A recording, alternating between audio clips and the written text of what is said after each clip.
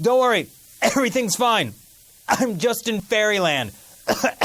Ugh, dying. Hi, welcome to China Uncensored.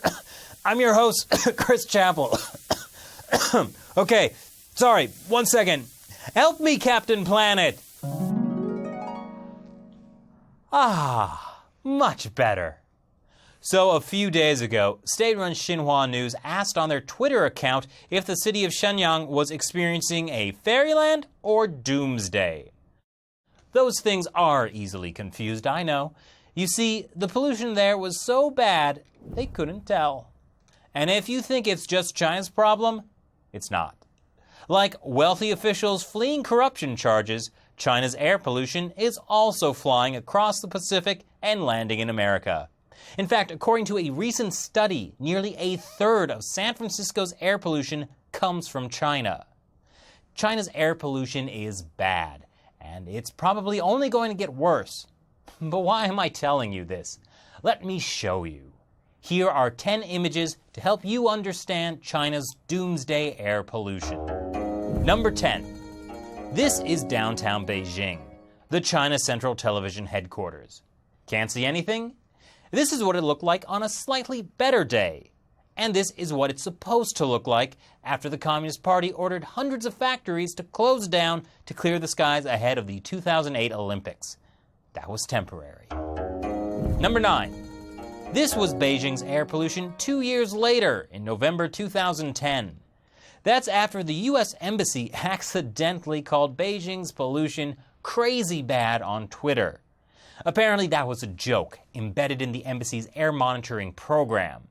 If the level of PM 2.5 pollution went beyond the most hazardous level of 500, which was so outrageous it wasn't supposed to ever happen, it would tweet crazy bad. Whoops. Number 8. So you know how a pollution level of 500 is hazardous, and above that is crazy bad? Well, this was the northeastern city of Shenyang on Sunday. It reached 1,400. That's 50 times higher than what the World Health Organization considers safe to breathe. And you really shouldn't be driving in this. Number 7. Would you want to eat food grown on this farm?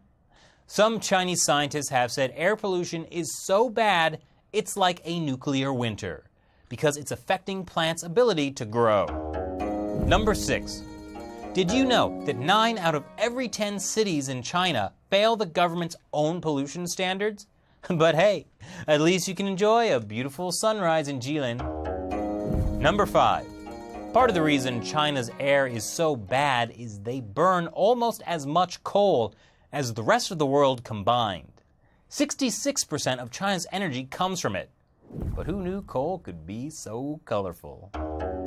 Number 4. You know how people say you can see the Great Wall of China from space?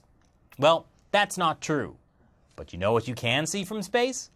Beijing's smog. The gray part is the smog. It's 600 miles across. Number 3. There's an old Chinese saying, in the sky there is heaven. On earth there is Hangzhou and Suzhou. Well, this is Hangzhou. Like I said, it was an old saying. Number 2. The beautiful St. Sophia Cathedral in Harbin, illuminated by an angelic halo of smog.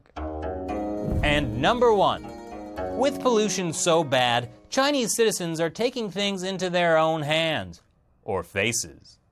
Since you have to wear face masks so often these days, why not be fashionable? I wonder if I could get my own custom design. Now I know this is all pretty scary, but just relax and take a deep breath and no. On second thought, maybe don't do that. So what do you think about the doomsday levels of air pollution in China? Leave your comments below and be sure to subscribe for more episodes of China Uncensored. Once again, I'm Chris Chappell. See you next time. Now, under what's known as the 1992 Consensus, Taiwan and mainland China agree that there is only one China to rule them all, one China to find them, one China to bring them all, and in the darkness bind them.